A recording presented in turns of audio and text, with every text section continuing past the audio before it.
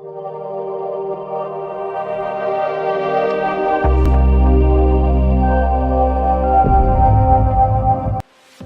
to True Projects. In this video, we are going to explain about a project titled Multi-Level Functional Connectivity Fusion Classification Framework for Brain Disease Diagnosis.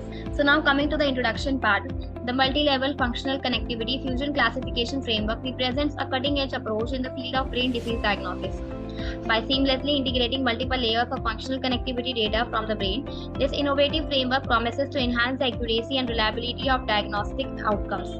However, single-level functional connectivity analysis may not capture the full complexity of brain connectivity patterns, as brain diseases often involve disruptions at multiple spatial and temporal scales.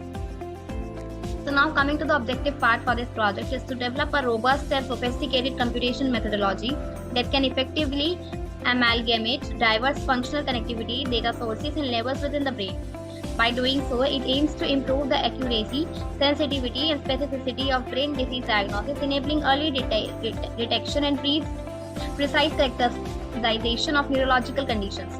Traditional diagnostic approaches often focus on a single level of connectivity analysis, which may overlook critical information present at other scales.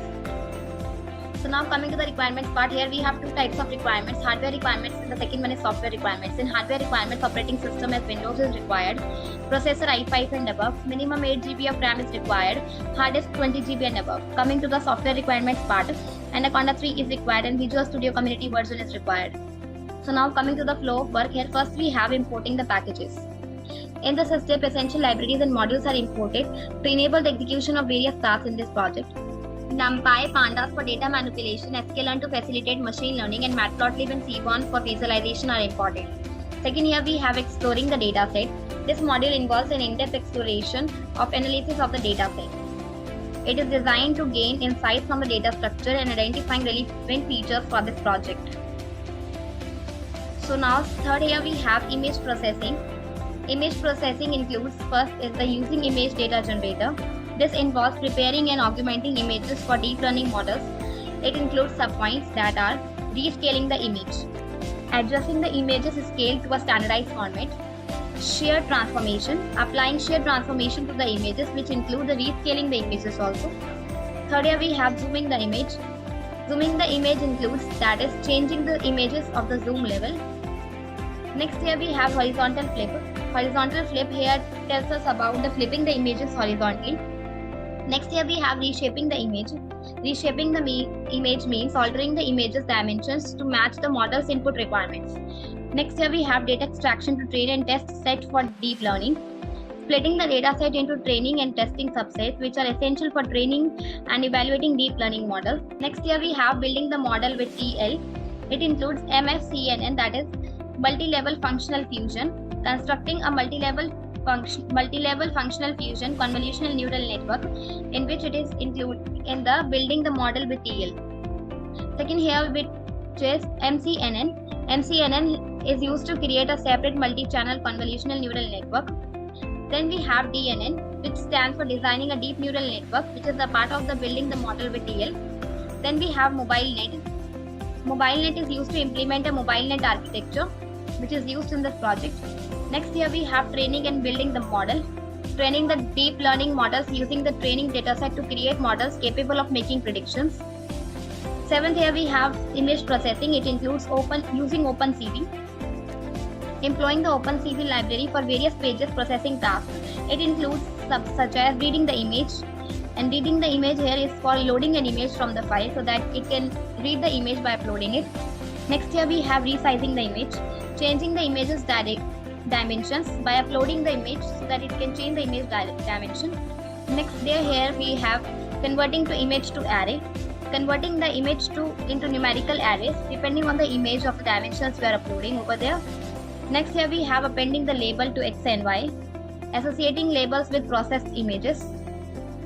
Then we have splitting the dataset using train and test. Further dividing the dataset into training and testing portions often required for traditional machine learning models. Next, here we have model training for dataset. Training various machine learning models on the dataset, which include some points that are SVM, that is support vector machine. Here we have to train a model with a support vector machine. Next, here we have a decision tree. Then we have to train a decision tree model Then coming to the random forest model, it's an ensemble learning model that builds multiple decision trees on different subsets of the training data. The predictions of the individual trees are then combined to make a final prediction. Random forests are known for their high accuracy and robustness to overfitting. Then here we have gradient boosting. It is another ensemble learning method that builds a sequence of models, each of which tries to correct the mistakes of the previous model.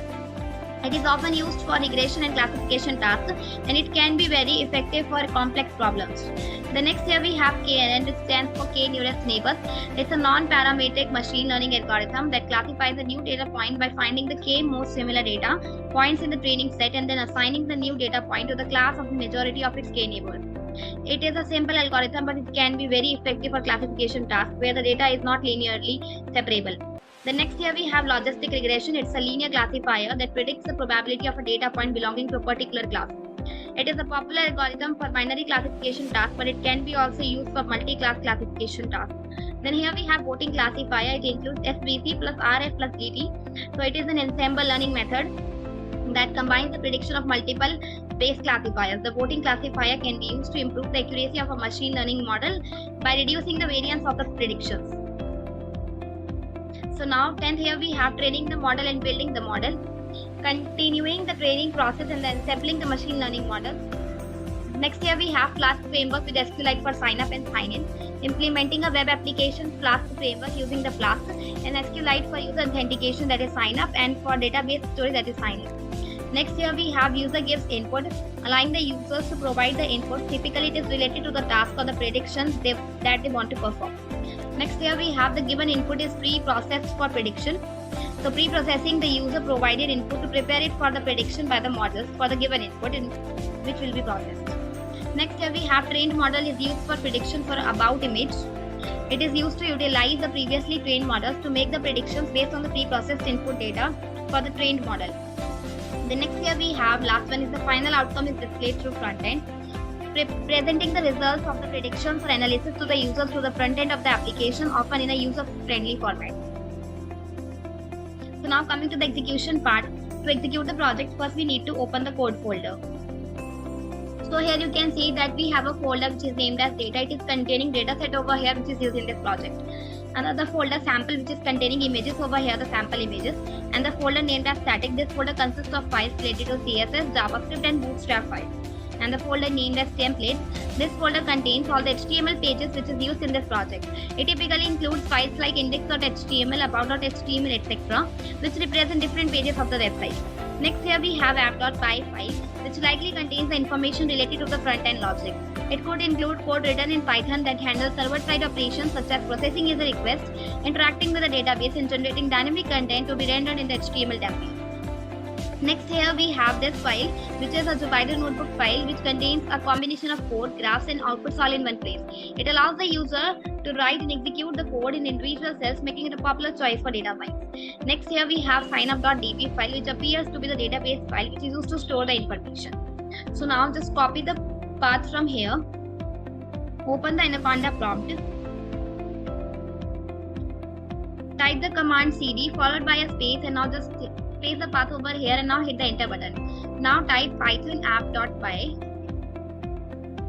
and now just hit the enter button. After running the app.py file, the Flask framework will host the application link locally at the default address and port 5000 unless configured differently.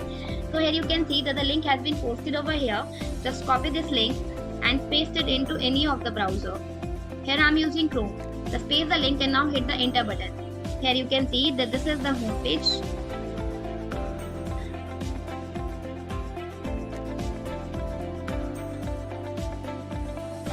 So here you can see that the services and about this project has been displayed over here, brain disease diagnosis. There is an option for sign up. Just click on it. Here you have to fill the details over here for doing the registration by entering the username, name, email, mobile and password. I have already done the registration, so I am simply clicking on sign in button. Now just enter the username and the password over here which you have created while doing the registration, and now simply click on sign in button. So here you can see that this is about the brain disease diagnosis. Here you have to upload an image which will be classified here. So here I am selecting this image. Now click on open button and click on upload. So here, by scrolling down below here, you can see that the prediction for the uploaded image is bus is showing that 0.96, rickshaw for 0.33. So by uploading different sizes of the image, you can classify with this. And by clicking on the graph button here, you can see that there are many different graphs which are showing the sample images over here based on the accuracy and the models which are using over here. By clicking on the prediction button here, you can see that you will get to upload an image to be classified. By clicking on the sign out button here, you can simply log out with this. Now coming back to the conclusion part. In conclusion, the multi-level functional connectivity fusion classification framework stands as a promising innovation in the realm of brain disease diagnosis. Its ability to amalgamate diverse functional connectivity data sources and levels offers the potential for more accurate and early detection of neurological conditions, ultimately contributing to improved patient care and outcomes. By recognizing the complexity of brain connectivity alterations associated with various disorders, this framework offers a comprehensive solution that integrates information from multiple levels of functional connectivity analysis. So here we have completed with our project. Thank you. Thank you for watching video. For more projects, please visit our website www.trueprojects.in. For updates on latest project videos, please visit True Projects YouTube channel and subscribe.